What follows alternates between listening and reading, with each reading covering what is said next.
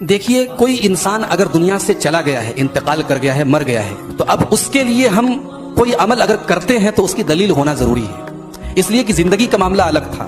زندگی میں انسان جو عمل کر رہا تھا اس کو ثواب مل رہا تھا، اب وہ انتقال کر گیا تو اب اس کی طرف سے ہم کیا کیا کر سکتے ہیں؟ تو حدیثوں میں بتایا گیا ہے صدقہ کر سکتے ہیں اس کی طرف سے آپ۔ اگر وہ حج کرنا چاہ رہا تھا، کسی وجہ سے حج نہیں کر پایا، آپ اس کی طرف سے حج کر سکتے ہیں، مگر اس میں بھی ایک کنڈیشن ہے کہ جو حج کرے گا وہ اپنا حج کر چکا ہو، اپنا حج کرنے کے بعد آپ اس کی طرف سے حج کر سکتے ہیں۔ اسی طریقے سے اگر اس کے کچھ روزے چھوٹے ہوئے تھے تو اس کے گھر والے اس کی طرف سے روزہ رکھ سکتے ہیں۔ اسی طریقے سے جو قربانی ہم کرتے ہیں تو قربانی الگ سے تو نہیں کریں گے، ہم ثابت نہیں ہے، اپنی جو قربانی ہم کرتے ہیں اس میں ہم یہ نیت کر سکتے ہیں، اے اللہ تو میرے مرحوم والد کی طرف سے بھی اس قربانی کو قبول فرما لے، میری مرحوم والدہ کی طرف سے بھی اس قربانی کو قبول فرما لے۔ تو یہ سارے کام حدیثوں سے ثابت ہیں۔